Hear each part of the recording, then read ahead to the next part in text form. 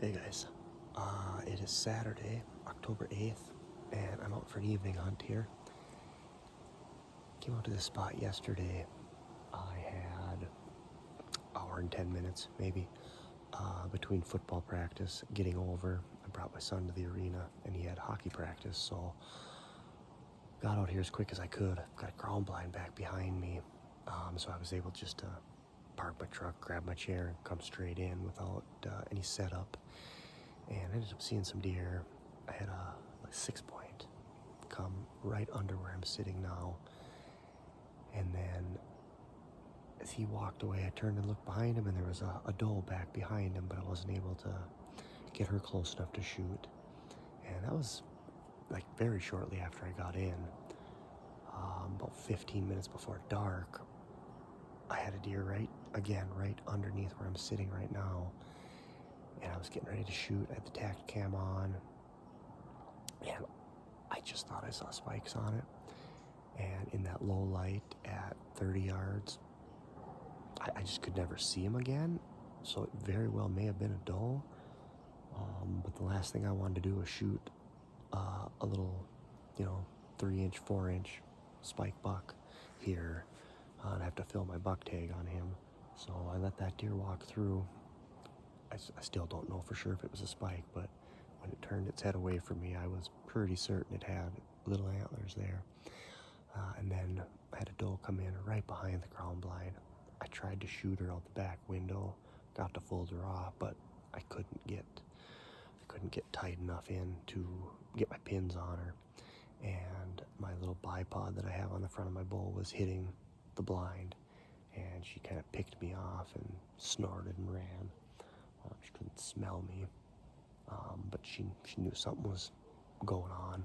And then she stood back here and blew a few times, so I actually wasn't going to hunt tonight because she did snort and blow for a little while. And it's about 10 degrees warmer today than it was yesterday.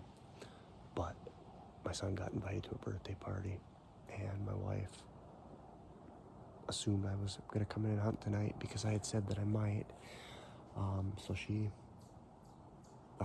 basically told me to bring him to the birthday party and come in and hunt for a few hours. So here I am. I brought my climber in, and I'm in a tree that I used to hunt a lot. I used to hunt this spot quite a bit. I've shot 2 8-pointers out of this tree. My dad has shot an 8-pointer out of this tree, and I've shot a handful of does out of this spot. So it's a spot I know very well. If the deer do the same thing they did last night, we're gonna be probably throwing an arrow at one of those does, hopefully. But I don't know. Like I said, it's a lot warmer tonight, and I'm not sure if they're gonna move. But my guess is we're 200 yards, 250 at the most from where these deer are bedding. So I think, we're close enough that we could get some movement here before dark. But we're just gonna have to wait and see. The wind is absolutely perfect, blowing back that direction. So as long as the deer do what they did last night, we're sitting in a pretty good spot. So let's see what happens.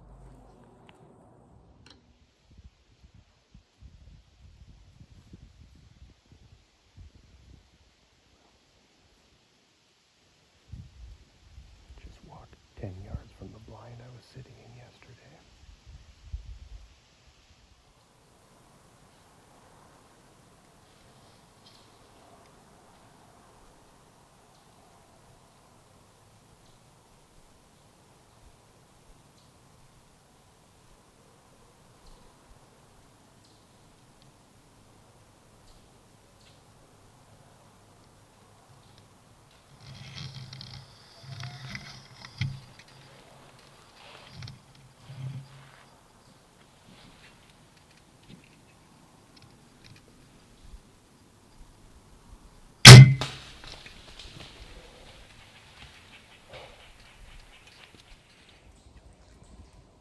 I shot a nice doe, about 25 yards.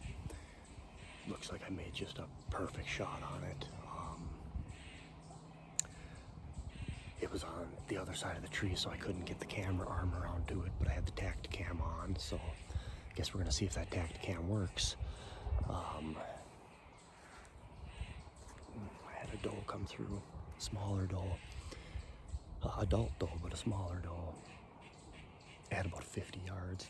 Walked right by the ground blind I was in last night. And it's just like, you know, that's my luck. I sit in the ground blind. They're up here. I come up here. They're down by the ground blind. And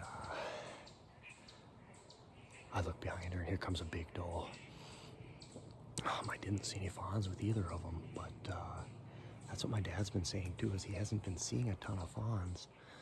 But with the fact that we have seen 9 bears in the last 7 days, that could explain some of these big does not having fawns, because the bears can be tough on the fawns.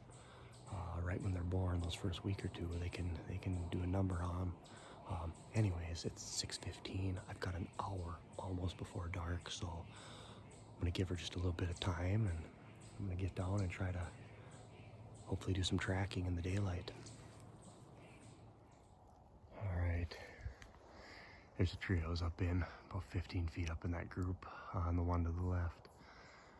Just gonna leave my climber here. We're gonna go over and see if we can find the arrow.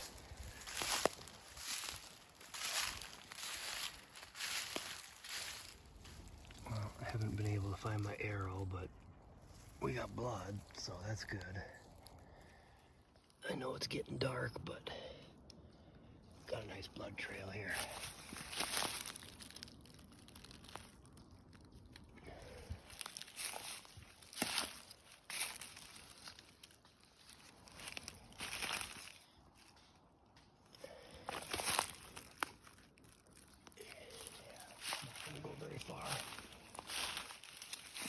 She's plowing already right here.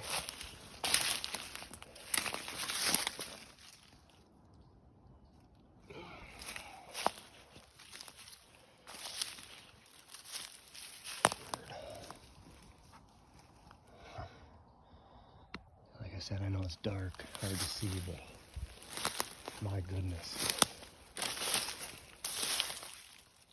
The blood trail is crazy. There she is. I see her white belly up there. That blood trail is just amazing. Oh my gosh. Wish we had some good daylight for you guys to see this.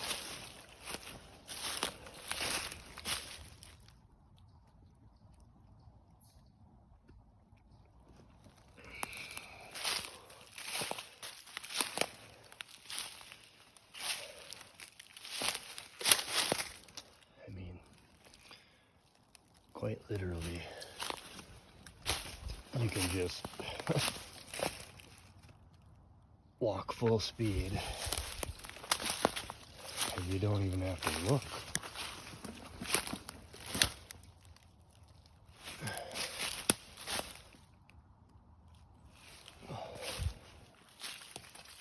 Nice doe.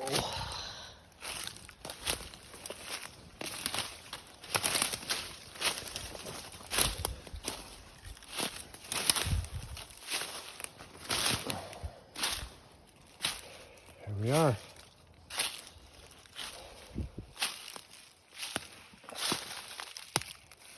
Yeah, that made a mess out of her. May have smacked the shoulder blade a little bit. Beautiful, absolutely beautiful. All right, I'm gonna pull her out and maybe get a quick picture of her here before it gets too dark. All right, I apologize for the blood, but that is just how I found her. Hit her, she was just very slightly quartering to me. Hit her right up in the edge of that shoulder and just blew right through her. Made quick work of her. You can actually just barely see my ground blind right up on top of the hill there, so I don't know if she ran 50 yards maybe after I shot her. All right, well, we got her. Nice 25-yard shot. Hit her just absolutely perfect. You know, I know a lot of guys knock on the rages and the fixed blade. Broadheads are just kind of big right now, but shooting a 550 grain arrow with a rage tri-pan, and that blood trail was almost 3 feet wide. It was absolutely unbelievable. Even with the fading light, it was no problem following this deer. And she only made it maybe 60 yards, 65 yards at the very most from where I shot her. So we're perfect. We're gonna get her cleaned up here, get her out of the woods, and be butchering deer tomorrow.